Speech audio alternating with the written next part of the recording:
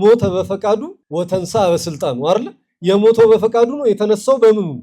በስልጣኑ ነው። ማንም እሱን ለሞት የሚሰጠው የለም፣ ማንም ደግሞ እሱን ሊያስነሳው የሚችል የለም። የሚሞት በፈቃዱ ነው፣ የሚነሳውም ደግሞ በስልጣኑ ነው።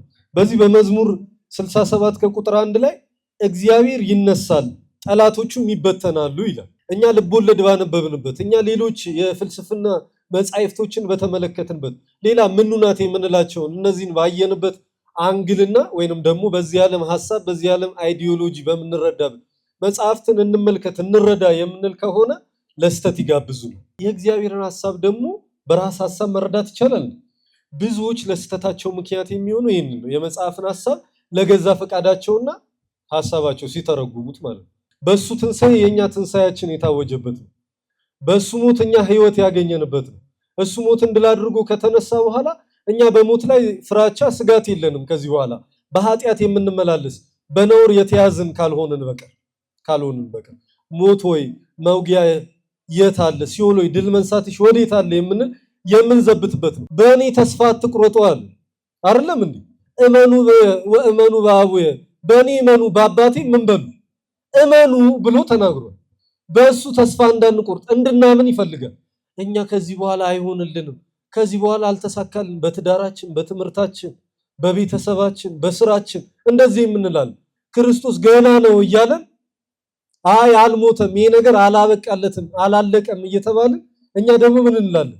አይ በቃ አብቅቶልኛል የኔ ነገር፣ አይ የኔስ ነገር መጨረሻው በቃ ተበላሽቷል የምንላለን።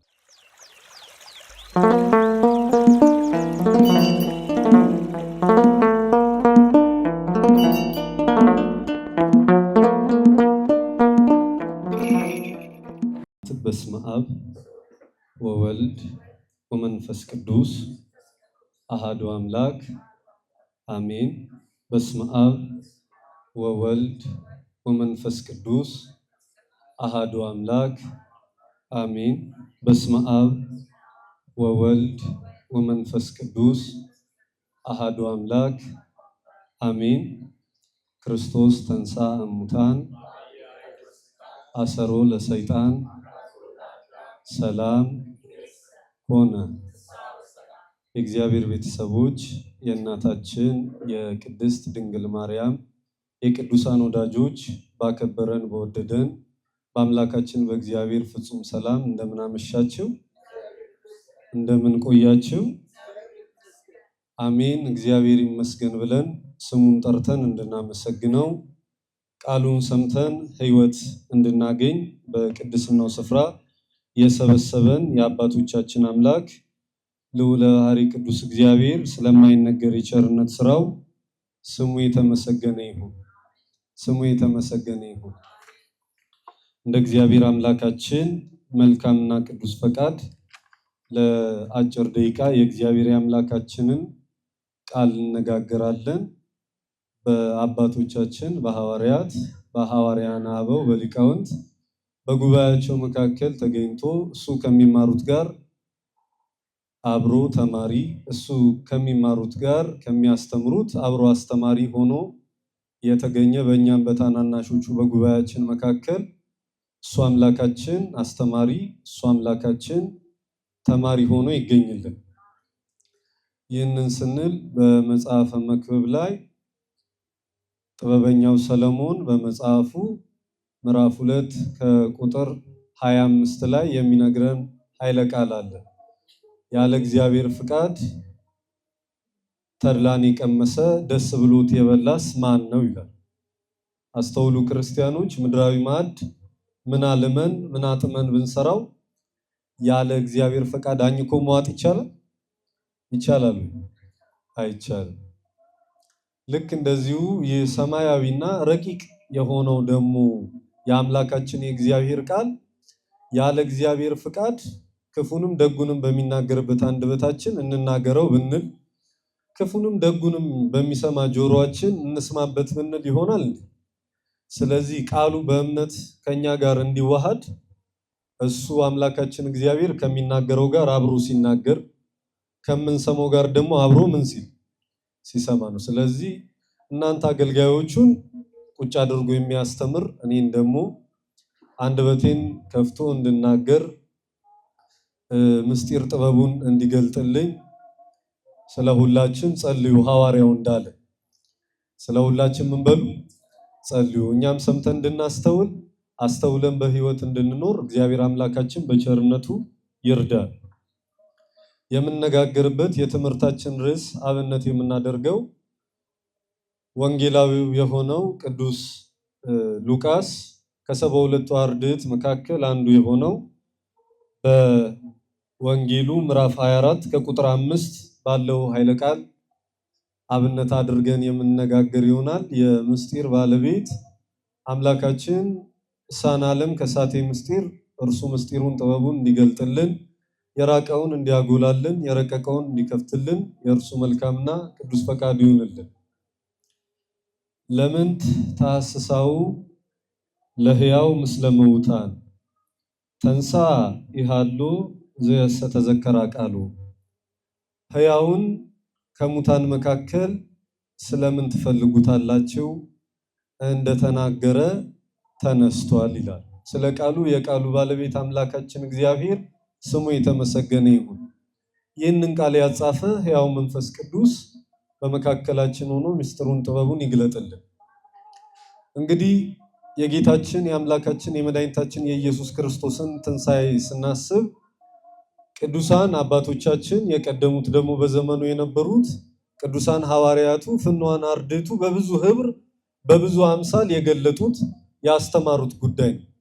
ከዚያው መካከል ደግሞ ለዓለም ሁሉ ወንጌልን በመልእክታቸው ወይንም ደግሞ በመጽሐፍ አድርገው ካስተማሩ መካከል እነዚህ አራቱ ወንጌላውያን የምንላቸው ቅዱስ ማቴዎስ፣ ቅዱስ ማርቆስ፣ ቅዱስ ሉቃስ እና እንደዚሁም ደግሞ ቅዱስ ዮሐንስ ወንጌላዊ ናቸው። እነዚህ ቅዱሳን አባቶቻችን ስለ ጌታችን ስለ አምላካችን ስለ መድኃኒታችን ኢየሱስ ክርስቶስ የትንሣኤው ነገር በጣም በሚገርም ሁኔታ አንዱ ያጎደለውን አንዱ እያነሳ አንዱ የተወውን አንዱ እየጠቀሰ በመተባበር በመተጋገዝ የትንሣኤውን ሐሳብ የትንሣኤው ሙሉ እንዲሆን ገልጸውልናል። ከዚያው መካከል አባታችን ቅዱስ ማቴዎስ በማቴዎስ ወንጌል ምዕራፍ 21 ከቁጥር 1 ላይ መልእክቱን ሲጀምር በሰንበትም መጨረሻ በመጀመሪያው ቀን ሲነጋ መግደላዊት ማርያምና ሁለተኛይቱ ማርያም መቃብሩን ሊያዩት መጡ ይለናል። በሰንበት መጨረሻ ከዚያ ደግሞ በመጀመሪያው ዕለት ብሎ ይለዋል። በሰንበት መጨረሻ በመጀመሪያው ዕለት የሰንበት መጨረሻ የሚላት የአይሁድ ሰንበትን ማንን ነው? ቀዳሚት ሰንበትን ነው። የመጀመሪያው ደግሞ የሚለው መጽሐፍም ኦሪት ዘልደት የምንለው የቤተ ክርስቲያናችን መጽሐፍ በትርጓሜ ላይ እንደሚያስቀምጥልን መጀመሪያ ብሎ የተናገረው ማንን ነው? ዕለተ እሑድን ነው። እኛ ሰንበተ ክርስቲያን ቅድስት የምንላትን ማለት ነው። የሰንበታት ሁሉ ሰንበታቸው እግዚአብሔር ብዙ ማዳኑን ብዙ ድንቅ ነገሮችን የፈጸመባት ዕለት ሰንበተ ክርስቲያን ቅድስት የምትባሏል። በዚህ ዕለት ሴቶች እንደመጡ መጽሐፍ ይነግሩናል። የመጡበትን ደግሞ ዓላማ ደግሞ ሌላኛው እዚህ መቃብሩ ሊያዩ እንደሆነ ሲናገር ደግሞ በሌላ ቦታ ላይ ደግሞ ሽቱ ሊቀቡት እንደመጡ ቅዱስ ሉቃስ ደግሞ ያስቀምጥልናል። ምን ሊቀቡ? ሽቱ ሊቀቡ መቃብሩን ምን ሊቀቡ? ሽቱ ሊቀቡ እንደመጡ ይነግረናል። ከዚያ ደግሞ አመጣጣቸውን ደግሞ ሁለቱ ወንጌላውያን ማርቆስና ዮሐንስ አስማምተው ደግሞ ምን ይላሉ? ይናገራሉ። የመጡበትን ሁኔታ ሲናገር መኑ ይከስታለነ ለእብን በጣም ተጨንቀው እንደነበረ ሴቶቹ በጣም ተጨንቀው እንደነበረ ድንጋዩን ማን ያነሳልናል ማን ያንከባልልናል እያሉ በፍርሃት ሆነው እንደመጡ ይነግረናል ቅዱስ ማርቆስ። ቅዱስ ዮሐንስ ደግሞ ወንጌላዊ ከሁሉ አስቀድማ ማርያም መግደላዊት የምንላት ማለት ነው እናታችን ቀድማ እንደመጣ ያውም ደግሞ የመጣችበት በጨለማ እንደሆነ በሳምንቱ የፊተኛው ቀን መግደላዊት ማርያም ገና ጨለማ ሳለ ማልዳ ወደ መቃብሩ መጣች ብሎ ይገልጸዋል ማለት ነው። እንግዲህ እዚህ ጋር ጨለማ ይላል ቅዱስ ዮሐንስ፣ ሌሎቹ ደግሞ ሲነጋ ይላል። ቅዱስ ማርቆስ ደግሞ በደንብ ከነጋ በኋላ ብሎ ይገልጸዋል። እንግዲህ አባቶች በትርጓሜ ላይ ይህንን ነገር ሲያስቀምጡት አንደኛው እንደተሰጣቸው የክብር መጠን ወይንም ደግሞ እግዚአብሔር አምላክ እንደገለጠላቸው የምስጢር መጠን አባታችን ሐዋርያው ቅዱስ ጳውሎስ በመልእክቱ ሲናገር ኮከብም ኮከብ ይህይስ ክብሩ ይላል። አንዱ ኮከብ ከሌላኛው ኮከብ በክብር ምን ይላል? ይበልጣል። እንዳላቸው ክብር እንደተሰጣቸው ጸጋ ደግሞ የተገለጠላቸው ምስጢር አለ። ያንን ምስጢር ሲናገሩ ሁሉም በተረዱበት አድርገው ተናግረውታል። ሊቃውንተ ቤተክርስቲያን የቤተክርስቲያናችን መምህራን አሞኒዮስ አውሳቢዮስ የተባሉ በትርጓሜ መጽሐፋችን ላይ ግን ይህንን ጉዳይ በደንብ አድርገው አብራርተውታል። በደንብ ጨለማም ቢል የሚጎዳ አይደለም፣ ሊነጋም ቢል የሚጎዳው አይደለም። ለመዓልት ለምንለው ማለት ነው ቀን ለመዓልቱ ሰርክ እንዳለ ሁሉ ለሌሊቱም ደግሞ ምን አለ? ሰርክ አለ። ስለዚህ ጨለማ ብሎ ቢናገር ያንን ሰርክ እየገለጠ ነው ብሎ አባታችን ያቀነዋል። እነዚህ ቅዱሳን ሁለት አሞኒዮስ አውሳቢዮስ ያልኳችሁ ማለት ነው እነሱ ያቀነዋል።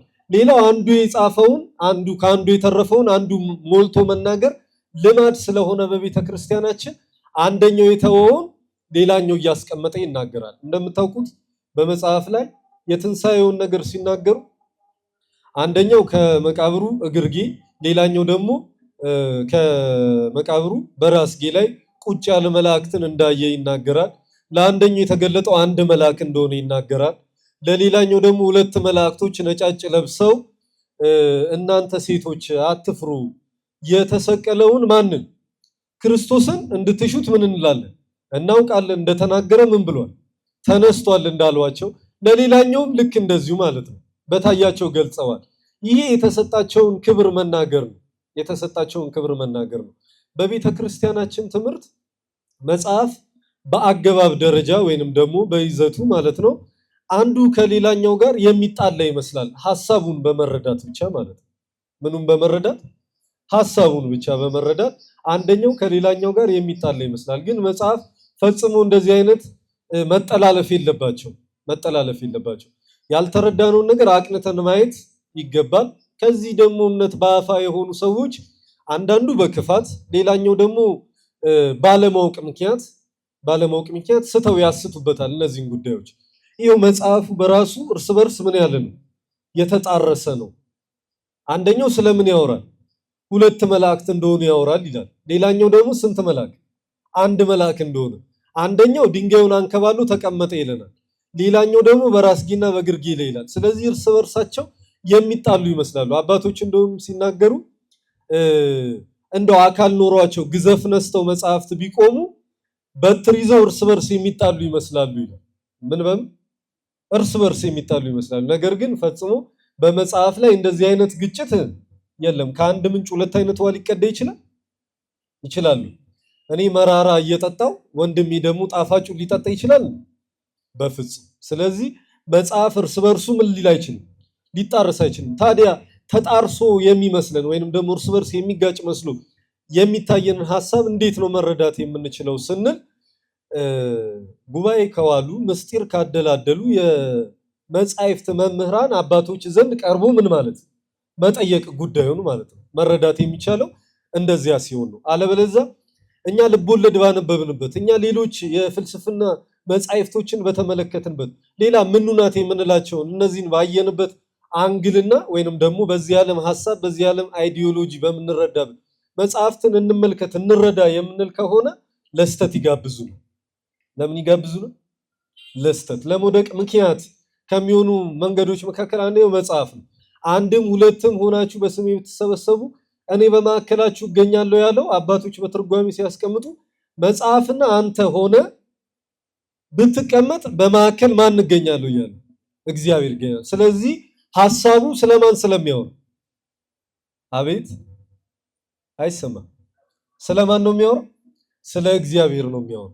ይህንን መጽሐፍ ደግሞ ቅዱሳን በመንፈስ ቅዱስ ተነድተው ነው የጻፉት። ምን ብለው? ተነድተው። ይላችሁ መመራት የፈቃድ ነው። መመራት የምንድን ነው? የፈቃድ ነው። እነሱ ግን ምን ብለው ነው የጻፉት? ተነድተው። አባቶች ሲናገሩ ሲወዱ አፋቸውን አስከፍቶ ሳይወዱ ደግሞ ፊታቸውን ጸፍቶ ማን ያናግራል? እግዚአብሔር መንፈስ ቅዱስ ያናግራል። ስለዚህ ተነድተው ነው የጻፉት። ተነድተው የጻፉት ማለት ጉሳተ ልብ የለውም ማለት ነው። ከልቡናቸው ሐሳብ አመንጭተው የሚናገሩት አንዳችም ነገር የለም። ሲኖሩ የማንን ሐሳብ ነበር የሚያገለግሉት? የእግዚአብሔርን ሐሳብ። ስለዚህ እዚህ ጋር የተጻፈው ሐሳብ ለኛ ለሰው ልጆች በምንረዳበት በቀላል ነገር ይቅረብ እንጂ የማን ሐሳብ ነው? የእግዚአብሔርን ሐሳብ ደግሞ በራስ ሐሳብ መረዳት ይቻላል። ብዙዎች ለስተታቸው ምክንያት የሚሆነው ይህንን ነው። የመጽሐፍን ሐሳብ ለገዛ ፈቃዳቸውና ሐሳባቸው ሲተረጉሙት ማለት ነው። አንድ ምሳሌ ልንገራችሁ። ከዚህ መካከል አንድ በስነ ጽሁፍ ጥሩና ጎበዝ የሆነ ሰው እዚህ መካከል ላይ ግጥም አቀረበልን። ያንን ግጥም ከሰማነው በኋላ ሁላችንም ምንድነው የምንለው? አይ በዚህ ግጥም ላይ ሊናገር የፈለገው ይላል አንዱ ሰው ይነሳና ስለ ሀገር ነው ሊያወራ የፈለገው ይላል። አይ ሌላኛዋ እህቴ ደግሞ ትነሳና በፍጹም በዚህ ግጥም ላይ ሊገልጽ የወደደው ምን አይደለም፣ ስለ ሀገር ፍቅር አይደለም፣ ፖለቲካ ነው እየተናገረ ያለው ትላለች። ሌላም ደግሞ ሰው ይነሳና አይ ይሄ ግጥም እኮ የሚያወራው ስለ ቤተሰብ ፍቅር ነው ይላል። ጉዳዩ ማጋን ያለው ትክክለኛው ሐሳብ ራሱ ማን ጋር? ገጣሚው ጋር ማለት ነው። ይህንንም የመጽሐፍ ቅዱስ ሐሳብ መረዳት የምንችለው የመጽሐፉ ባለቤት የሆነው ማን ጋር ነው ማለት ነው? እግዚአብሔር ጋር ነው ማለት ነው። ስለዚህ በተለያየ መልክ በተለያየ ህብር ለቅዱሳን ቢገለጥላቸው እንዳላቸው ጸጋ ስጦታ መጠን ነው፣ እንደተሰጣቸው ክብር መጠን ነው። አንዱ ሁለት መልአክ ቢያይ ሌላኛው አንድ መልአክ ቢያይ የተሳሳተ ስለጻፈ አይደለም፣ የተገለጠለትን ምን ማለት ነው መናገር ነው። ለምሳሌ በዚህ በስነ ድርሳን ባለሙያዎች መካከል የሚያነሱት ሐሳብ አለ፣ የሚናገሩት ቁም ነገር ማለት ነው። ሌላኛው ደግሞ ከዚህ እምነት በአፋ የሆኑት ማለት ነው የተለዩ ወንድሞቻችን ተሐድሶ የምንላቸው እነሱ ደግሞ መናፍቃን የሚያነሱት ሐሳብ አለ። እነዚህ በገድላትም በድርሳናትም ላይ እንደዚህ አይነት ተጣርሶ አለ ብለው ይናገራሉ። ታስታውሱ እንደሆነ በትንቢተ ዳንኤል ላይ ናቡከደነጾር ያየው ምንድን ነበረ? አንድ ምንድነው ሰው ነው አይደል? መልአክም አላለም አይደል? የእግዚአብሔር ልጅ የሚመስል ምን አልኩኝ አለ። አናንያ አዛሪያ እና ሚሳኤል በእነዚህ በሰለስቱ ደቂቅ በምንለው በእነሱ መካከል ያየው ይህንን ነው።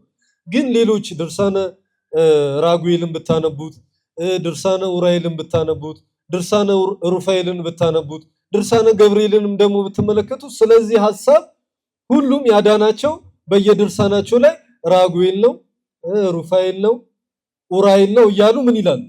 ይገልጻሉ። እንግዲህ ለናቡከደነጾር የታየው ስንት ነው? አንድ ነው። እሱም ደግሞ ሲታየው ሰው መስሎ ነው የታየው አይደል? ግን ምንድነው? የእግዚአብሔር መልአክ ነው። በሙላት ቤተክርስቲያን የምታስተምረው የምንስማማበት ቤተክርስቲያን የምታስተምረው ስል ለክብሩ ማለት ነው። ለክብሩ የምትናገረው ነው እንጂ እነዛ በመጽሐፍ የተጻፉት ቤተክርስቲያን የማታስተምረው ነው ማለት አይደለም። ለአንዱ በክብር የተገለጠለት ለሌላኛው ያልተገለጠለት አለ፣ የሚታየን አለ ለአንደኛው። እነዚህ ሊቃውንት ምን ብለው ይተረጉሙታል? የሁሉም ጠባቂ መልአካቸው በዙሪያ እንዳለ ይናገራሉ። አንደኛው ልክ አለቃ ባለበት ሰራዊት እንዳለ ሁሉ ደግሞ የመላእክት አለቆች ደግሞ ባሉበት መካከል ምኖቻቸው ይገኛሉ? ሰራዊቶች። የእግዚአብሔር መልአክ በሚፈሩ ሰዎች ዙሪያ ምን ይላል? ይሰፍራል ይላል። መልአክ ሆኖ በነጠላ አንድ ሆኖ ይሰፍራል ይባላል? አይባል። መስፈር ለማን ነው የሚነገረው? ብዙ ነው ለሆነ ነገር ነው። አያቸው እየተናገረ ያለው ያንን መልአክ አጅበውት አገልጋዮች የሆኑት ሰራዊተ መላእክት ከሱ ጋር ምን እንደሚመጡ ነው መጽሐፍ የሚናገረው። ስለዚህ እንዲህ ያሉ ሐሳቦችን ስናይ አባቶችን ቀርቦ ምን ማለት መጠየቅ ይገባል ማለት ነው። መጠየቅ ይገባል እንጂ ሁሉም አንዱ ከሌላው ጋር የተጣላ ሆኖ አይደለም። እንደተገለጠላቸው ክብር መናገር ነው። እንደተገለጠላቸው ክብር መናገር እንደሆነ በደንብ ይህንን መረዳት ያስፈልጋል ማለት ነው። ያመጣጣቸውን ሁኔታ ሲናገር ቅድም እንደነገርኳችሁ ቅዱስ ማርቆስ ማን ድንጋዩን ያንከባልልናል እያሉ መጡ፣ ይሄኛው ደግሞ በጨለማ መጡ ብሎ ዮሐንስ ወንጌላዊ ይናገራል። ጨለማ የሚለው አለማመናቸው ነው። ምናቸው? አለማመናቸው። ቀድሞ እግዚአብሔር የነገራቸው ቃል ነበር። በመዋዕለ ሥጋዌው በሚያስተምርበት ጊዜ እንደሚሞት ሞትን ድል አድርጎ ምን እንደሚነሳ ነግሯቸው ነበረ። ግን ቃሉን ምን አላሉትም? አላመኑትም። በጨለማ መጣች የሚለው መግደላዊት ማርያም ይህ ሐሳብ ይዛ ስለነበረ ነው። መቼም የሰው ልጆች ቀድሞ ከአጀማመራችን የህይወት ጎዳናችን ራሱ ሲነሳ ታስታውሱ እንደሆነ እግዚአብሔር አምላክ ለአባታችን ለአዳምና ለእናታችን ለሔዋን የነገራቸው መልእክት ነበረ። ከዚህ ዕፀ በለስ ምን እንዳትበሉ፣ በበላችሁ ሰዓት የሞት ምን ትላላችሁ? ትሞታል። ከዛ ደግሞ ሌላ ድምጽ ደግሞ አብረው ሰምተዋል አይደል? ምን የሚል ይህንን ዕፅ ብትበሉ ምን ትሆናላችሁ? አምላክ። ሁለተኛ የምንሰማው ወሬ የሰይጣን ነው። ይኸውላችሁ ቅድሚያ ከእግዚአብሔር የሰማነውን ጥለን ሁለተኛውን አንጠልጥለን የምንኖርን ሁላችንም ማለት ነው። ለዚያ ነው መግደላዊት ማርያም ቀድሞ ሲያስተምራት ሲናገር በጉባኤ መካከል ሲያወራ የነበረውን ሁሉ ትሰማ ነበር። ቅዱሳን ሐዋርያቱ በጠቅላላው ማለት ነው በጠቅላላው ይሰሙ ነበር። ነገር ግን ጨለማ ያለው አለማመናቸውን ስለሆነ ከዚያ በኋላ አይሁድ ያናፈሱትን ወሬ ማውራት ጀምረዋል። ምን የሚለውን ምን ብለውታል? ሰርቀውታል። ተሰርቆ ነው ወስደው እንደሆነ እባክህ አሳየኝ ያለቻል ነበር ስትጠይቅ ነበር። እባካችሁ ወስዳችሁት ከሆነ ሽቱ ልቀባው እያለች ትጨነቅ ነበር። ይህ አለማመንን ነው ጨለማ የሚለው። ሌላው ሁለተኛው ጨለማ የሚለው ይህንን ዓለም እንደዚህ ይላል መጽሐፍ እስመ ጽልመት ወጽላሎተ ሞት ብርሃናዊ ሰረቀ ላይ ሊሆኑ በጨለማና በሞት ጥላ ውስጥ ለነበሩ ሰዎች ምን ወጣላቸው? ታላቅ ብርሃን። ስለዚህ ያንን ብርሃናቸው ተሰውሯቸው ስለነበረ ያ ብርሃናቸው ተጋርዶባት ስለነበረ ይቺ ዓለም ብርሃን እንደወጣላት የትንሣኤውን ብርሃን ምስክር ሊያደርግ ክርስቶስ አምላካችን እንደተነሳ ይነግ ጨለማ መጡ ያለው ያንን የጨለማ ህይወታቸውን የቀድሞውን ዓለም ምሳሌ አድርጎ ነው የሚናገረው የነበረው ማለት ነው። ሌላው ጨለማ የሚለው በኃጢአት ነው። በምንድን በኃጢአት ነው። የሰው ልጅ ሁሉ በኃጢአት ነበረ። ከዛ የኃጢአት ጨለማ ውስጥ ማን እንዳወጣው? እግዚአብሔር አምላካችን እንዳወጣው መጽሐፍ ይህንን ሲገልጥ፣ ሌላኛውና የመጨረሻው ትርጓሜ ምሽት የሚለው ያው ምሽት ነው። ምን በምሽት መጥተው ነበረ፣ ደጋግመው ተመላልሰው ይመጡ ነበረ ይላል ትርጓሜያችን። ደጋግመው ተመላልሰው ካለማመናቸው የተነሳ እየመጡ ተደጋጋሚ ጊዜ እየተመለከቱት ስለነበረ ያንን ነገር ሊገልጥላቸው ስለወደደ በተለያዩ ቅዱሳን ይውላችሁ በተለያዩ መላእክት ህብር ይነግራቸው ነበር። ለአንዱ አንድ ሆኖ፣ ለአንዱ በራስጌው ላይ ሆኖ፣ ለአንዱ በግርጌው ላይ ሆኖ፣ ለአንዱ የመቃብሩን ድንጋይ አንከባሎ ማለት ነው። ይህንን ያሳያቸው ነበር። ከዚህ በኋላ መጽሐፍ እንደሚነግረን ምን ይላል? ሽቱ ሊቀቡ ወደ መቃብሩ መጡ ይላል፣ በመንገዱ በኩል ማለት ነው። ነገር ግን በዚያ ስፍራ ሲመጡ እንደጠበቁት ሆኖ አላገኙም። አይሁዳውያን ሽቱ የመቀባት ልማድ አላቸው። መቃብራቸው የሚከፈትና የሚዘጋ ነው ብዙውን ጊዜ የሚያዘጋጁት ማለት ነው። ይህን የሚያደርጉበት ስለምንድን ነው ቢሉ፣ አንደኛው ቅድም እንዳልነው ሽቱ ለመቀባት ነው። ሁለተኛው ደግሞ የሞቱን ዜና የሚያረጋግጡት በሶስተኛው ቀን መጥተው ነው። ከዚህ በፊት የሰሙት ድንቆች ታምራቶች ስለነበሩ ይነሱ እንደሆነ የሚጠብቁት እስከ ሶስተኛው ቀን ነው። ፍጹም መሞታቸውን ምን የሚሉት ነገር በሶስት ይረጋገጣል እንደሚባለው ማለት ነው። እነሱ የሚያረጋግጡ የነበሩት በዚያ ስለሆነ በጨለማ ወደ ክርስቶስ ወደ መቃብሩ መጡ። በዚያ ሲመጡ ግን እንደጠበቁት ሆኖ አላገኙም። ምን ይላል መጽሐፍ? ወኮነ ድልቅልቅ አብይ፣ ታላቅ የሆነ የምድር መናወጥ ሆነ ይለናል። ታላቅ የሆነ የምን መናወጥ? የምድር መናወጥ ሆነ። ምንድነው ይህንን የምድር መናወጥ ያመጣው ስል የእግዚአብሔር መልአክ ከምን ወርዶ ነበር ይላል? ከሰማይ ወርዶ ነበር። እንግዲህ አንድ የእግዚአብሔር መልአክ ከሰማይ ሲወርድ ምድር ምን ያህል እንደምትናጥ ነው መጽሐፍ የሚነግረን። ስለዚህ በጣም ደነገጡ። ደግሞ ፈርተው ነበረና መጀመሪያ ሐሳብ ነበራቸው ብለናል። ድንጋዩን ማን ያንከባልልናል የሚለው ያ ድንጋይ ተነስቶ ስለሆነ እንደጠበቁት ሆኖ ምን አላገኙ። የመልአኩን ሁኔታ መጽሐፍ ሲገልጥ ልብሱ እንደ በረዶ ነጭ የሆነ መልኩ ደግሞ እንደ መብረቅ የሚያንጸባርቅ ነበር ይላል። ከግርማው የተነሳ ኮኑ ከመአብ ድንት እለ ያቅቡ መቃብረ፣ መቃብሩን የሚጠብቁት ሰዎች እንደ በድን ሆኑ ይላል። በዚያ ሰዓት እነዛ ሽቱ ሊቀቡ የመጡት ሴቶች ማርያም መግደላዊት፣ የዮሐንስና የያዕቆብ እናት ማርያም፣ ሌላኛይቱ ደግሞ ሶሎሜ እንደሆነ መጽሐፍ እነዚህ ሶስቱንም ወንጌሎች ስታዩ አስማምቶ ይናገራሉ። ብዙ ሴቶችን ብሎ ይገልጸዋል። በቁጥር እነዚህ የማይባሉ ማለት ነው። ግን ስም ጠቅሶ የሚናገራቸው ግን እነዚህ ሴቶች ማርያም መግደላዊት፣ የዮሐንስና የያዕቆብ እናትን ማርያምና ሶሎሜን ማለት ነው። እነዚህም መተው መቃብሩን ሊያዩ እንደመጡ መጽሐፍ ይነግረናል። ሌሎችም ብዙ ሴቶች መተዋል ብለው አባቶች በምስጢር ይነግሩናል ማለት ነው፣ ወደዚያ ስፍራ እንደመጡ። ወደዚያ ቦታ ግን ሲመጡ በጣም ደነገጡ። እንደጠበቁት ሆኖ አላገኙም። ምድር እየተንቀጠቀጠች ነው። የእግዚአብሔር መልአክ በሚያስፈራ ግርማ ምን ብሎ ነበር? ተገልጦ ነበር። የእግዚአብሔር መልአክ ከሆነ አረጋግቶ መናገር ልማዱ ስለሆነ ይላሉ አባቶች እንዲህ አላቸው በዚያ ለተገኙት ሴቶች፣ እናንተስ አትፍሩ፣ የተሰቀለውን ኢየሱስን እንድትሹት እናውቃለንና እንደተናገረ ተነስቷል፣ በዚህ የለም፣ የተኛበትን ስፍራ ኑና እዩ አላቸው። የተኛበትን ስፍራ መታችሁ ምን በሉ እዩ። እየተመላለሱ ነበረ ብለናል ቅድም።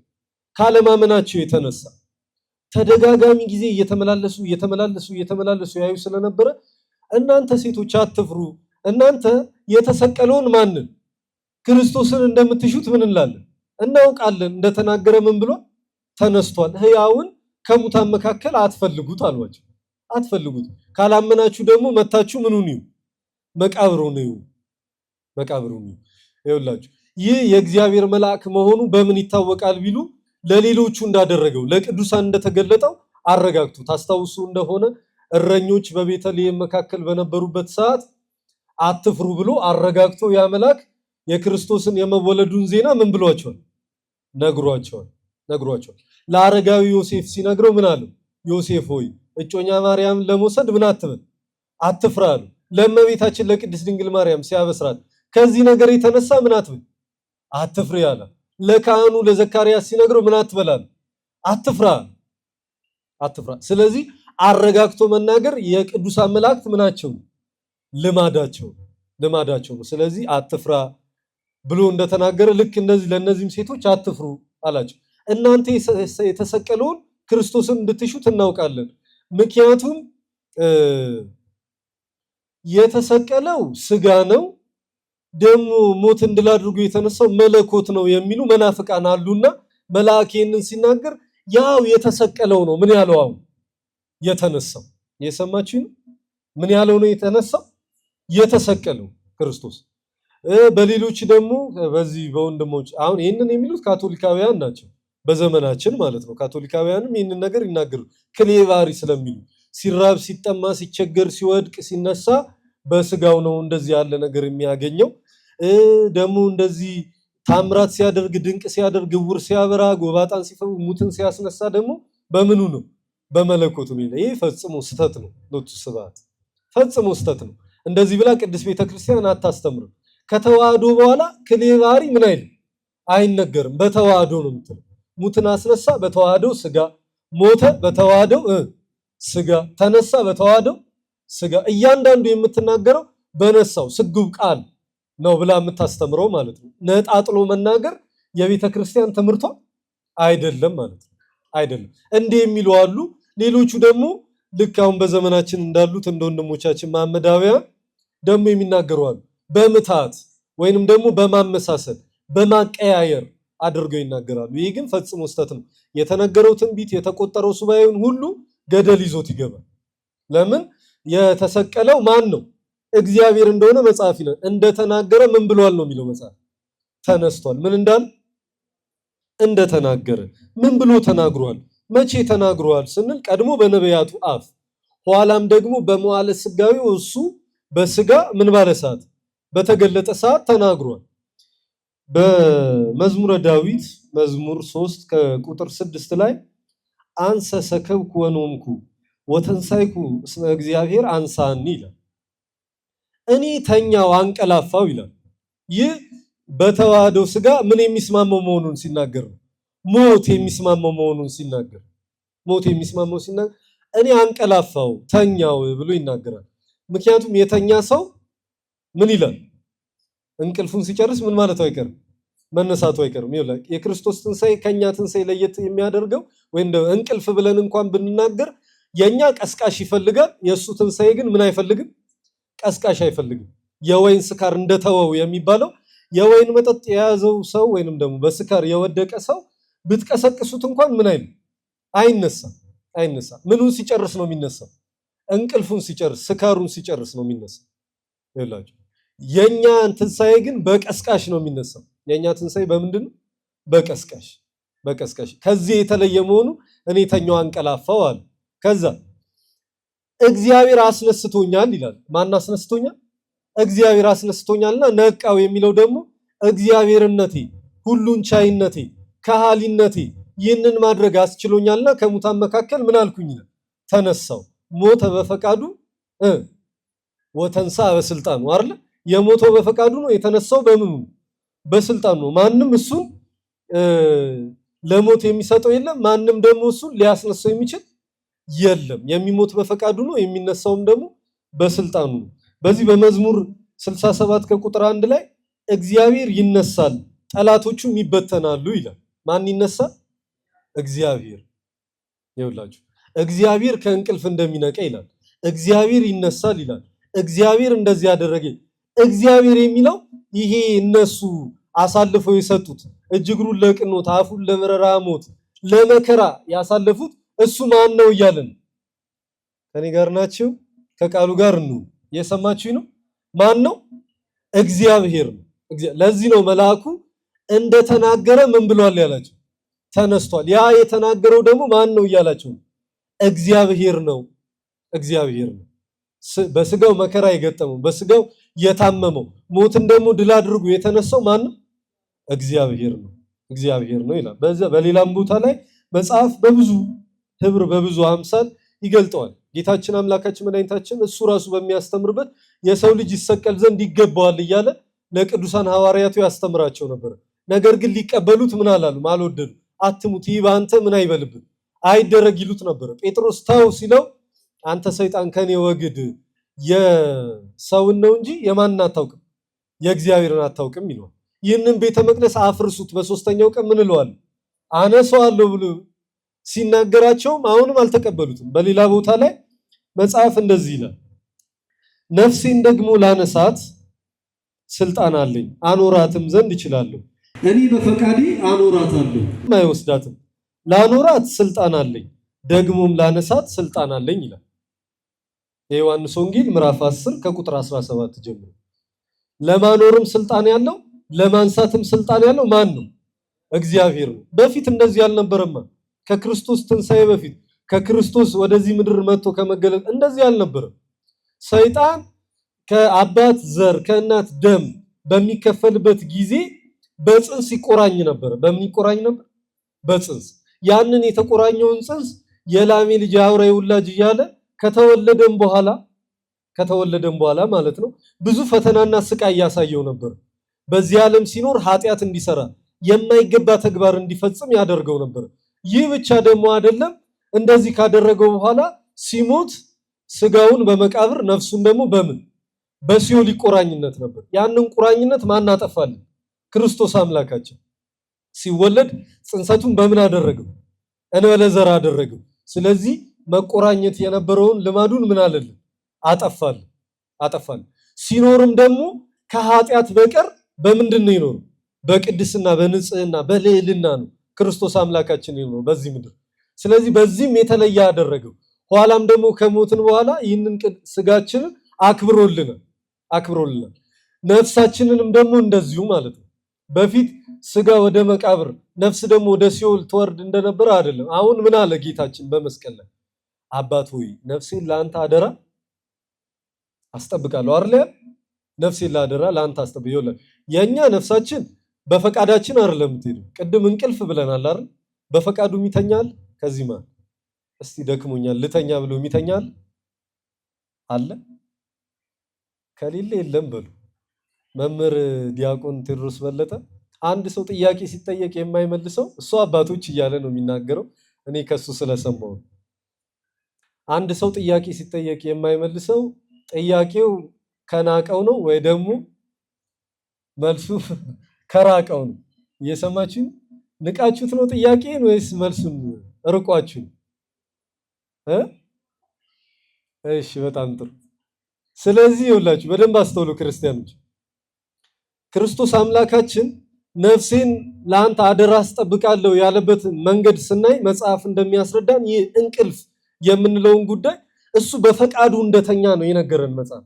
ማንም ሰው በዚህ ምድር ላይ ያለ ግን ልተኛ ብሎ ሄዶ የሚተኛ የለም። ማንም አይችልም። ልተኛ ብሎ እንኳን አልጋው ላይ ከወጣ በኋላ ተገላብጦ እንቅልፉ ሲመጣ ነው ምን የሚል ራሱ እንቅልፍ ይወስደዋል እንጂ እሱ በራሱ ፈቃድ እንቅልፉን ያመጣዋል እና አሁን መተኛ ትፈልጋለህ ብሎ የሚተኛል። ሲነሳስ በራሱ የሚነሳል ከእንቅልፉ አለው። የለም እንቅልፉ ሲጨርስ ነው አይደለ ምን የሚነሳው። ይኸውላችሁ አስጠብቃለሁ ለአንተ ያለው የፈቃዱ መሆኑን የፈቃዱ አሁን የኛ ወደ ፈጠራት ትሄዳለች ነፍሳችን ወደ ባለቤቱ ማለት ነው። እሱ ግን ለአንተ አደራ አስጠብቃለሁ። አደራ ያስጠበቅነው ነገር መልሰን ምንም እንለው የምንቀበለው ነው። አያችሁ እኛ ግን እንደዚህ የለንም። እንደዚህ አይነት ስልጣን እንደዚህ አይነት ችሎታ የለንም። በክብር ብቻ እንዲያኖርልን እንለምናለን እንጂ አደራ ብለን የምንሰጠው ጉዳይ አይደለም። ምክንያቱም በሲኦል የነበረውን ቁራኝነት በክርስቶስ በአምላካችን ምን ብሎልናል?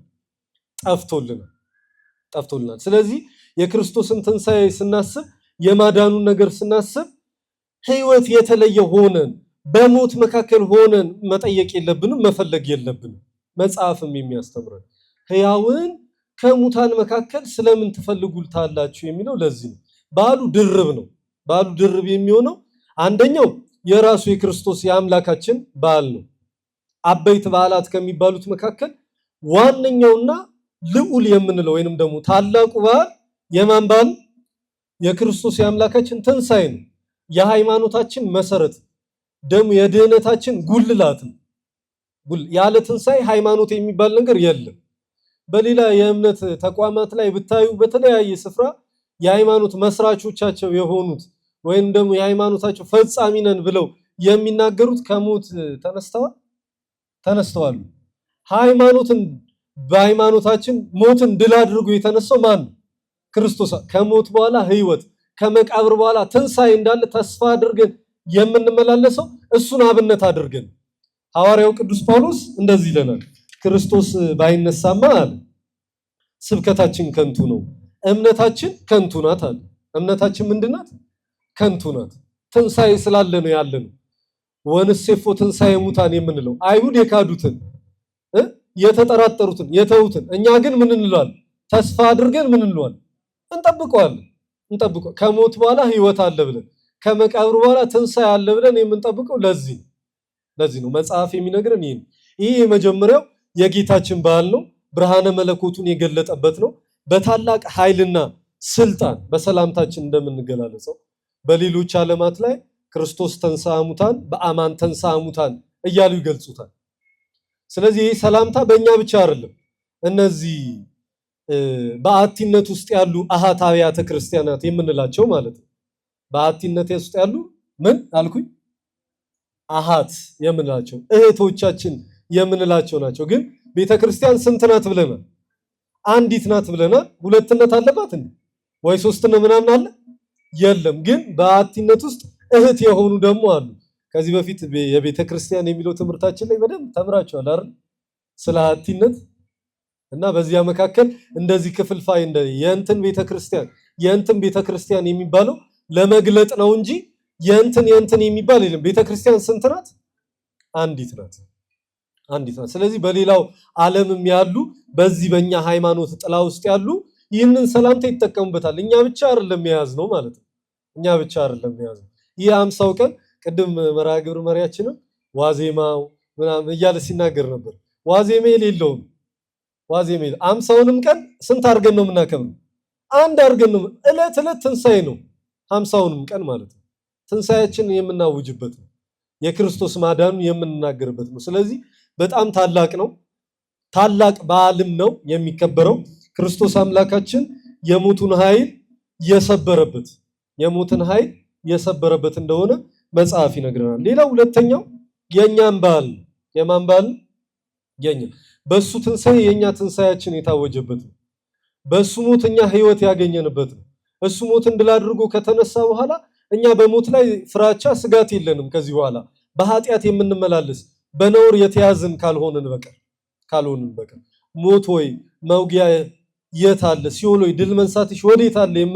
የምንዘብትበት ነው። በፊት ሞት የሚፈራ ነበረ። አሁን ግን አባታችን ቅዱስ ኤፍሬም በውዳሴ ማርያም የሰኞ ላይ እንደሚነግረን ሁለተኛው ክፍል ላይ ወሰጠጠ ምክሩ ለዲያብሎስ፣ የጠላት የዲያብሎስ ምክሩን ምን አለበት? አፈረሰበት ተብሏል። ስለዚህ ሞት የጠላት የዲያብሎስ ምክር ነበረ ወደዚህ ዓለም የመጣው። ያንን ምክር በሞቱ ምን ብሎልናል? አፍርሶልናል። ስለዚህ ከዚህ በኋላ በሞት ላይ ፍርሃት የለብንም። ሞት ሲመጣ የምንደነግጥ አይደለም። ሞትን የቀበርን ብዙዎቻችን ሟችን ነው የምንቀብረው። እየሰማችሁ ነው? ማን ነው የምንቀብረው?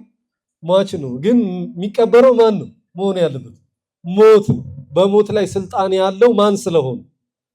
እግዚአብሔር አምላካችን ስለሆነ ማለት ነው። ስለዚህ የኛም ትንሳኤያችን የታወጀበት ነው። የኛ ትንሳኤያችን ሁለትዮሽ ነው። ይሄንን በደንብ አብነት አድርገን ልንይዘው ይገባል። ሁለት ነው። የመጀመሪያው ትንሳኤያችን በዚህ ምድር እያለን ትንሳኤ ልቡና የምንለው መነሳት ነው። ክርስቶስ አምላካችን በመዋዕለ ሥጋዌው በሚያስተምርበት ሰዓት የነገረን ወይንም ደግሞ ያደረገው ድንቆች መካከል 3 ሙታንን በሞቱ ደግሞ ከ500 ያልበለጡ ከዚያ ደግሞ ያላነሱ አይደል ሙታንን ምን ብሎ አስነስቷል። ከዚያው መካከል የመጀመሪያው የኛም ትንሳኤ የታወጀበት ነው። ትንሳኤ ልቡናችን ነው የምንለው ምንድነው ያልን እንደሆነ በማርቆስ ወንጌል ላይ የምናገኘው አንድ ታሪክ አለ።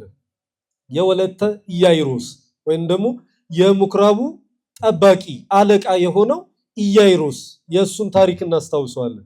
ይህ ኢያይሮስ የተባለው ሰው ልጁ በጣም ታመመችበት ይለናል መጽሐፍ እንደሚነግረን እና ጌታችን አምላካችን መድኃኒታችን ኢየሱስ ክርስቶስ በምኩራብ ሊያስተምር በሄደበት ስፍራ ላይ ወደዚያ ቀረበና ጌታ ሆይ ልጄ ታማለች፣ ልትሞት ቀርባለችና ፈጥነ ምን በልልኝ አድንልኝ አለ። ጌታችን እሺ በጄ ብሎ ከእርሱ ጋር አብሮ መንገድ በጀመረበት ሰዓት ላይ አንዲት ከ18 ዓመት ጀምሮ ደም ሲፈሳት የነበረ ንዋዩን፣ ሀብቷን፣ ገንዘቧን ሁሉ ለባለመድኃኒቶች ስትረጭ ስትበትን የነበረች አንዲት ሴት ነበረች ይላል። ይህንን ሁሉ አድርጋ ግን ምን ልትላት አልቻለችም፣ ልትድን አልቻለችም። ይቺ ሴት በጣም ትልቅ ትምህርት ነው የምታስተምረን። እውነቴን ነው ብላ በመንገድ ሲያልፍ ነው ያገኛት። ምን አለች? ሐሳቧን ነው የሚነግረው።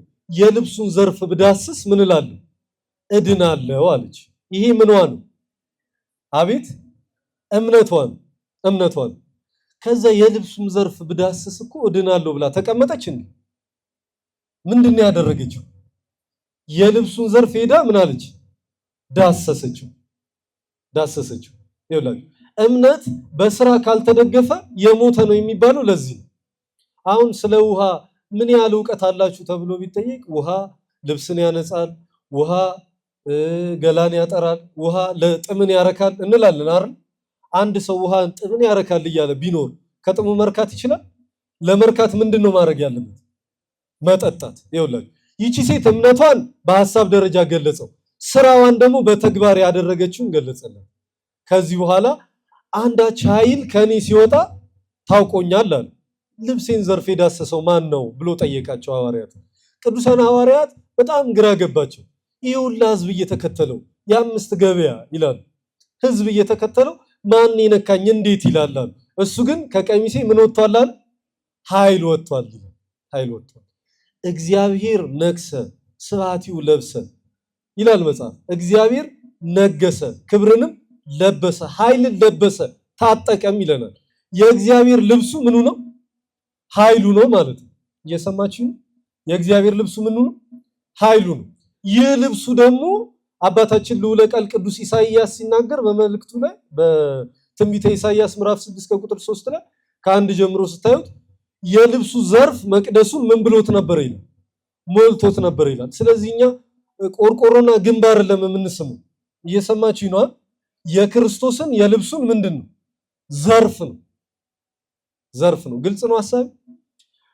ከዚያ ለሷ ይህንን ድንቅ ተአምር ካደረገ በኋላ እምነትሽ ምን ብሎሻል? አድኖሻል። እምነቷ የተገለጠው እኮ በስራ ምን ስላለችው ስላሳየችው እምነትሽ አድኖሻል ብሎ መንገድ በጀመረ ሰዓት በቤቱ የነበሩት በኢያይሮስ ቤት የነበሩት ሰዎች ወደሱ መጡ ይላል መጽሐፍ። መምህሩን በከንቱ አታድክመው፣ ታማለች የተባለች ልጅቱ ምን ብላለች አሉት? ሞታለች አሉት። በይስሐቅ ጌታችን ምን ብሎ መለሰ? አይ ልጅቱ ተኝታለች እንጂ ምን አላለችም አልሞተችም ብሎ አለ። በይስሐቅ በጣም አዘኑ፣ በጣም ተናደዱ፣ አሾፉበት፣ ተሳለቁበት ይላል። ተሳለቁበት። ማን ያውራ የነበረ ማን ያርዳ የቀበረ የሚባል ተረት አለ በሀገራችን። እኛ በቤት ውስጥ እያለን በመኝታዋ መካከል አልጋዋን ያነጠፍንላት ቁስሏን ያከምንላት እኛ እያለን እሱ ገና ከመንገድ ተጠርቶ መጥቶ ተኝታለች እንዴት ይለናል? ስትሞት እኮ ማን አይቷል? እኛ አይተናል ይላል። እንደዚህ የሚሉ በጣም የሚያሳዝኑ ሰዎች አሉ። ይሄ ማለት ሕያውን ከሙታን መካከል የሚፈልጉት እየሰማችን ክርስቶስ አይ ተኝታለች ካለ በኋላ እኛ ተነስታለች እያልን ልንከራከር ነው ሞታለች እያልን ልንከራከር ይገባሉ። በእኔ ተስፋ አትቁረጡ አለ አይደለም እንዴ? እመኑ ወእመኑ በአቡየ በእኔ እመኑ በአባቴ ምን በሉ እመኑ ብሎ ተናግሯል። በእሱ ተስፋ እንዳንቆርጥ እንድናምን ይፈልጋል። እኛ ከዚህ በኋላ አይሆንልንም፣ ከዚህ በኋላ አልተሳካልን፣ በትዳራችን፣ በትምህርታችን፣ በቤተሰባችን፣ በስራችን እንደዚህ የምንላለን።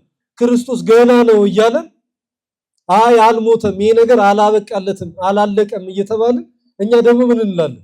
አይ በቃ አብቅቶልኛል የኔ ነገር፣ አይ የኔስ ነገር መጨረሻው በቃ ተበላሽቷል የምንላለን። ልክ እነሱ እንደዛ በማያምኑ መካከል ደግሞ እግዚአብሔር አምላካችን ስራውን አይሰራም። እነዚህ ሰዎች ሁሉ በደጅ አደረጋቸውና እናትና አባትየውን ብቻ ይዞ ወደ ቤት ገባ። መዝጊያውንም ከውጪ ምን አለው ይላል ዘጋው ይላል። ሶስቱ የሚስጥር ሐዋርያት የተባሉትን ብቻ ምን ብሎ አስገብቶ ማለት ነው። መዝጊያውን ከውጪ ዘጋው። ከዛ አንቺ ልጅ ወይ ተነሺ አላት። ምን ስላለች መልሱ። አቤት ስለተኛች አንቺ ልጅ ወይ ምን በያላት ተነሺ አላት። ይሄ የመጀመሪያው መጽሐፍ ስለዚህ ሲናገር የምኩራቡ ቤት አለቃ የሚለው የቤተ ክርስቲያን አገልጋይ የሆኑ አሉ። ይኸውላችሁ ታላላቅ የምንላቸው አሉ። ዮሐንስ እንደምንለው ፍቁረ እግዚእ እሱ እንኳን በመልእክቱ ላይ ለቤተ ክርስቲያኑ ለአለቃው ሲናገር ምን አለ? ሕያው ስም እንዳለህ አውቃለሁ፣ ነገር ግን ሞተህማል አለ። ምን ብላ ሞተ? ሕያው የሆነ ስም ይዘናል።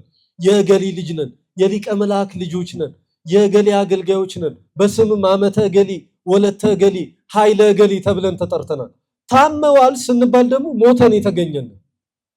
አይ እነዚህ እኮ ምንም እንኳን እንደው ቢሉ የታመሙ ናቸው የተባል እንደሆነ እንደው እግዚአብሔር ምሕረት ይስጣቸው የተባልን በአገልግሎቱ ላይ፣ በመቅደሱ ላይ፣ በዝማሬው ላይ፣ በትምህርቱ ላይ፣ በተለያየ መንፈሳዊ ተግባር በማስተባበር ላይ አለን። ነገር ግን ምን ብለናል? የሞትን አለ። እውነቴን ነው የምላችሁ። የሞት ሲያዩት ይበላል፣ ይጠጣል፣ ይወጣል፣ ይገባል፣ ግን የሞት ሐዋርያው ቅዱስ ጳውሎስ ለመንፈስ ልጁ ለጢሞቴዎስ ሲናገር ቅምጥሊቱ በሕይወት እያለች የሞተች ናት ይላል። እንደዚህ የሞትን አለን። በምን እያሉ? በሕይወት እያሉ ታመዋል ሲባሉ ምን ሆነው የተገኙ? ሞተው የተገኙ ማለት እነዚህ አገልጋዮች ናቸው። የአለቃው የምኩራቡ አለቃ ልጅ እንደሆነች ሁሉ ብዙ አለቆች አሉ፣ ዋኖች የተባሉ አይደለም። በዙሪያችን እንደ ደመና ምን ያሉ ከበውን ያሉ አለ። ግን በእነሱ ስም እንጠራለን፣ የእነሱ ግን ግብር የሌለናል። ይህ መሞት ማለት ነው። እንዲህ ያለ ማንነት ውስጥ ያለን እንኳን ብንሆን፣ እንዲህ ባለ ሰውነት ውስጥ ያለን እንኳን ብንሆን አገልጋይ ተብለን ማን ያስነሳል? እግዚአብሔር ያስነሳል። ሁለተኛው መጽሐፍ የሚነግረን ወለተ መበለት የሚለው ነው። ልጇ የሞተባት ሴት ማለት ነው። ይቺ ባሏ የለም፣ ልጇ ደግሞ ሞቶባታል። ይጦረኛል፣ ያግዘኛል። ሴት ልጅ ለበርኖስ ይላሉ አባቶች፣ ወንድ ልጅ ለፈረስ ደረሰልኝ፣ ይጦረኛል፣ ያግዘኛል፣ ትጦረኛለች፣ ታግዘኛለች በተባሉ ሰዓት እንደ ሞቱ አይነት ማለት ነው። ልክ እንደዛ በነበረችበት ሰዓት የሞታል። ያንን ሞቷን በጨርቅ ገንዘውት ሊቀብሩት ይዘውት እየሄዱ እያለ ከምኩራብ አስተምሮ ሲመጣ ጌታችን አምላካችን መድኃኒታችን ኢየሱስ ክርስቶስ ተመለከታት። እናትየውን ነው የተመለከታት። እየሰማችሁ ነው? ማንን ያየው? እናትየውን ያየው። የሞተውን ሰው ይላል እንዴ? አይልም መጽሐፍ። እናቱን አያትና አዘነላት ይላል። እናቱን አይቷት ምን አለላት? አዘነላት። ይኸውላችሁ እኛ በቤተ ክርስቲያናችን ስርዓት ፍታት የምታደርገው ቅድስት ቤተ ክርስቲያን ለሞተው ሰው ብቻ አይደለም፣ እሱ ጋርም አለ ብዙ ምስጢር። ግን አንድ ቁም ነገር እንድታውቁት ማለት ነው። አንድ ቁም ነገር እዛ ጋር የቆሙትን ሰዎች ጸሎት ሰምቶ ማን ይምራል? እግዚአብሔር ይምራል። ይኸውላችሁ እንኳን ለሞተው ይቅርና ለቆመው ሰው ማለት ነው። ለቆመው ሰው ብሎ ስለሚምር ለዛ ነው ተሰብስበን ስለሞቱ ሰዎች ምን ምንለው? አዎ ለኛ ያዝናላ በህይወት ላሉት አያትና አዘነላት ይላል።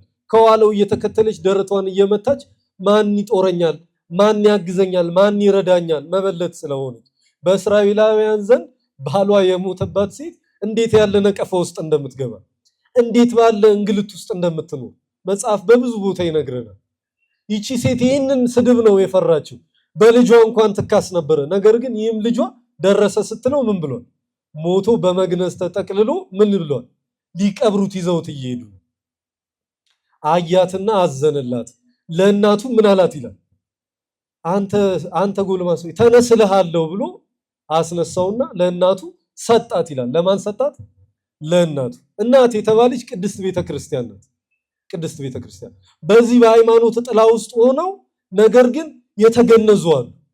የተገነዙ ለሞት የቀረቡ ማለት ነው። ክህደት ይዟቸው፣ ጥርጥር ይዟቸው ከንስሐ አባት ከመንፈሳዊ ሕይወት የተለዩ ያው በወጣትነት ዘመናቸው ወጣት ነው ያ ልጅ። የመጀመሪያይቷ ትንሽዬ ብላቴና ናት። ምንድናት? ብላቴና ናት። ደግሞ የኛው ወጣት ነው። ወጣት ይውላችሁ በወጣትነቱ የዓለም ሐሳብ አይዲዮሎጂው፣ ፍልስፍናው፣ ሌላ ነገር ፍቅረ ነዋይ እንደዚህ ጠምዝዞ የጣላቸዋል። እነዚህ ተገንዘዋል። ወዴት እየሄዱ?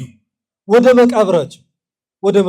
ወደ መቃብር እንኳን እየወረዱ እንኳን ቢሆን ቤተክርስቲያን ዘወትር ስለነሱ መጸለይ ስለማታቆም ማን ያስነሳዋል?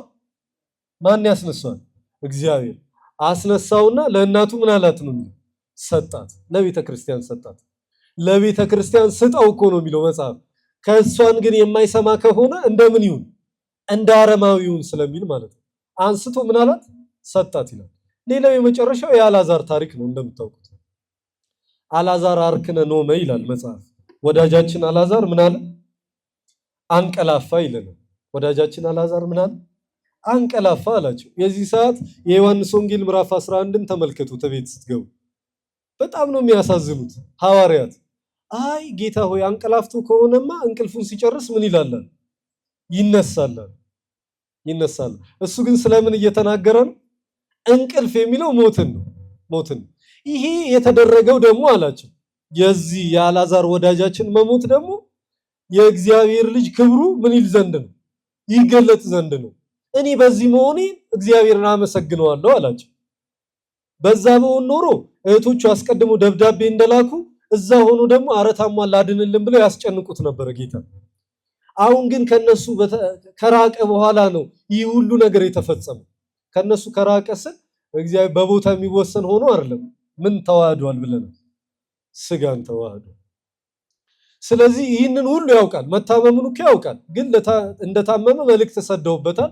አሁን ደግሞ ሲሞት በአራተኛው ቀን ምን አላቸው? እንሂድ ብሎ ነገራቸው። እናስነሳው። እነሱ ግን ይህንን አላወቁም ነበር። ይህንን ግን ያደረገበት የራሱ የእግዚአብሔር ልጅ ክብሩ ይገለጥ ዘንድ ነው። ስለናንተ እምነታችሁ ጉለት በዚህ መሆኑ እግዚአብሔርን አመሰግነዋለሁ አላቸው። እዛ ሄዶ የሚያደርገውን ድንቅ ያዩ ዘንድ ስለወደደ ወደዚያም በደረሰ ሰዓት መተው ጌታ ሆይ አንተ በዚህ ብትሆን ኖሮ ወንድማችን ምን ባላል እያሉ ተናገሩት ይላል መጽሐፍ። ከዚያ ክርስቶስ አምላካችን እንደ ሰው የታመሙትን ሲጠይቅ ያዘኑትን ሲያጽናና በሰርግ መካከል ደግሞ ተገኝቶ ምን ሲል ሰርግ ጋብቻን ሲባርክ እንደተገኘ መጽሐፍ ይነግረናል። ልክ እንደዚሁ ደግሞ በሐዘንተኞች ቤት ተገኝቶ እንደሚያስነሳው እያወቀ አብሮ ምን ብሏል? አዝኗል። አያችሁ የምናለቅሰው አሁን ለሞተ ሰው ዋይ ሸሹ ተበላሹ ብለን ሳይሆን ማን እንደሚያስነሳቸው እያወቅን እግዚአብሔር እንደሚያስነሳቸው እናውቃለን። ግን ስለ ፍቅራችን ምን እንላለን? እናለቅሳለን እንጂ በቃ ሞተው ይቀራሉ ጠፍተው ይቀራሉ ብለን አስበን አይደለም። ይህ የክርስቶስን ትንሣኤ አለማመን ሆነን ለምናል። አባታችን ቅዱስ ዮሐንስ አፈወርቅ ትምህርቴን ታስነቅፉብኛላችሁ እናንተ ሰዎች ይላል። እኔ በወንጌል የተቀመጠውን አስተምራለሁ፣ የሚያምንብኝ ቢሞት እንኳን ምን ይሆናል የሚለው ሕያው ይሆናል። እናንተ ደግሞ ምን ታደርጋላችሁ? ጥቁር ለብሳችሁ ማቅ ለብሳችሁ አመድ ነስንሳችሁ ሰውነታችሁን እየቧጠጣችሁ ደረታችሁን እየገጫችሁ ፀጉራችሁን እየተላጫችሁ ታዝናላችሁ፣ ታለቅሳላችሁ። ትምህርቴን እናንተን ነው የሚያዩት። ምናችሁ ስራችሁን ነው እንጂ የሚያዩት የኔን ትምህርቴ ምን አይሉ አይ ሃይማኖታቸው እኮ በያዛቸው ነው ይላሉ። ሃይማኖት ግን አያዝም። እንዲህ ያለው ጉዳይ ታስነቅፉብኛላችሁ፣ ወንጌልን ከንቱ ታስብሉብኛላችሁ እያለ ይናገራል። ልክ እንደዚሁ ወደ መቃብሩ አፍ ሄደ። በዚህ ኖረ ቢሆን ያሉትን እህቶቹን አስከትሎ አልዓዛር ጻ ና አፈ መቃብር ከመቃብር አፍ እንዲወጣ መጀመሪያ ና አለው። ከዛ ደግሞ ምን አለ? ጻ አለው፣ ውጣ አለው። ይህ ለአጽንዖተ ነገር ለደጊመ ቃልም አይደለም ይላሉ አባቶቻችን። ይላችሁ ብዙ ቦታ ላይ ለአጽንዖተ ነገር ና ና ና እያለ የሚናገራል። ግን እንደዚህ አይደለም፣ እንደዚህ አይደለም። ይሄኛው በደንብ እንድታስተውሉ የስጋንም የነፍስንም ምን አስነሺ መሆኑን ምን ሲል ነው? ሲያሳይ ነው። ስጋም ሞቶ በስብሶ እንዳይቀር በመቃብር ማድረግ የሚቻለው ደግሞ ነፍስም ደግሞ በሲኦል የሰይጣን ንብረት ሆና እንዳትቀር ማድረግ የሚቻለው ማን መሆኑ? እሱ መሆኑን ያሳይ ዘንድ ተነሳ። ይሸታል እያሉ ነበረ። በፍጹም ይነሳል። ጎልማሳ ነው ያ ደግሞ ሰው በስተርጅናው እድሜ በገፋ ሰዓት በክደት የሚወድቃል፣ በጥርጥር መቃብር ውስጥ የሚወድቃል። ከዚህ ሃይማኖት በአፋ ጥላ የሚወጣ ሰው አለ። እንዲህ ያለውን ሰው ማን ሊያስነሳው ይችላል? እግዚአብሔር አበቃለት፣ ሞቷል፣ 4 ቀን ሆኖታል፣ በቃ እያልን በምንጠብቅበት ሰዓት ራሱ እግዚአብሔር ድንቅ ያደርጋል፣ ድንቅ ያደርጋል። እግዚአብሔር ስራውን የሚሰራው ራሱ በእንደዚህ አይነት ሁኔታ ነው። እኛ በጠበቅነው በእኛ ካልኩሌሽን በእኛ በፍጹም በፍጹም ይህንን እንዳንጠብቅ። 3 ደቂቅን ከምን አዳናቸው? ሊቀ መላእክት ቅዱስ ገብርኤል አቤት ከእሳት አዳናቸው። እርግጠኛ ናችሁ? ከእሳት ነው ያዳናቸው? ከእቶን እሳት። እሺ ቃሉ ቆንጆ አደረገው አገላለጹም። የት ውስጥ ነበሩ? እዛው እሳት ውስጥ ሆኖ ነው ያዳናቸው። ከእሳት ማዳን እናትም ልታድን ትችላለች አይደል? ልጇ ወደ እሳት ሲሄድ አይደለም ነው እግዚአብሔር እንደዚህ ድንቁን በቃ አበቃላቸው። ከዚህ እቶን እሳት ውስጥማ ማን ያወጣቸዋል ምናምን በተባለ ሰዓት ማውጣት ማግባት አይደለም፣ እዛው ምን ውስጥ ሆኖ እግዚአብሔር እንደዚህ ሊያደርግ ይችላል። አያችሁ፣ ትንሳኤውን የምናምነው ይሄን ያክል ነው። ስራውን የሚሰራው እግዚአብሔር ይሄን ያክል ነው። ለዚህ ነው የክርስቶስ ትንሳኤን ስናስብ በሞተ ሰውነት በሞተ ማንነት ሆነን ልንፈልገው አይገባም። ሕያውን ከሙታን መካከል ስለምን ትፈልጉና እየተመላለሱ መታችሁ እዩ፣ አረጋግጡ። በቃ የሰማችሁት የተማራችሁት ካልተረዳችሁ ደግሞ መታችሁ ምን በሉ እዩ፣ እዩ። መጥቶ ማየት ያስፈልጋል። ለዚህ ነው የክርስቶስ ትንሳኤ ከሰው ልጆች ትንሳኤ የተለየ ነው የምንልበት አብነት የመጀመሪያው የክርስቶስ ትንሳኤ ምን የለበትም? ምን የለበትም? አስነሽ የለውም። በገዛ ኃይልና ምኑ ነው? ስልጣኑ ነው የተነሳው። ሁለተኛ ዳግም ሞት የለበትም። ምን የለበትም? ዳግም ሞት። እነዚህ አስነሳናቸው ያልናቸው 3ቱ ሰዎች ዳግም ምን ብለዋል? ሞተዋል፣ ሞተዋል። የክርስቶስ ትንሳኤ በሐዲስ ሰውነት በሐዲስ ስጋ ነው ይላሉ አባቶቻችን። በሐዲስ ስጋ ነው ማለት የቀድሞውን ስጋ የቀድሞውን ሰውነት ጥሎት ነው ማለት ሳይሆን አክብሮት አልቆት እንደ ቀድሞ መራብ መጠማት የሚስማማው እንዲሆን አላደረገው። መንገላታት ምን የለበትም የለበትም በሐዲስ ሰውነት። ሌላው ክርስቶስ የተነሳው እንዴት ነው ስንል ህይወትን የሚያድል ትንሳኤ ነው። ምንን የሚያድል? ህይወትን በሚያድል። የሌሎቹ ትንሳኤ እንደዛ አይደለም። እንደዛ ህይወት የሚሰጥ አይደለም። ህይወት የሚሰጥ አይደለም። የእርሱ ትንሳኤ ግን ለሌሎች ምን የሚሆን ነው? ህይወት የሚሆን ነው። የመጨረሻው በሕቱም መቃብር ነው። በሕቱም መቃብር መቃብር ክፈቱልኝ መግነዝ ፍቱልኝ ሳይል ይህ ትልቅ ምስጢርን የያዘ ስለሆነ ማለት ነው። ትልቅ ምስጢርን የያዘ ስለሆነ የመጀመሪያ የልደቱንም ዜና ሲያስረዳቸው እያንዳንዱን ጉዳይ ሲነግራቸው በዚህ እንዲረዱት ነው።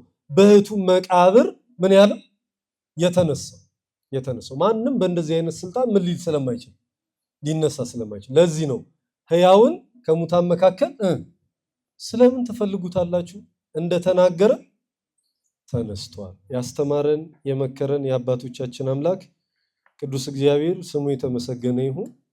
ይቆየን። ስብሐት ለእግዚአብሔር።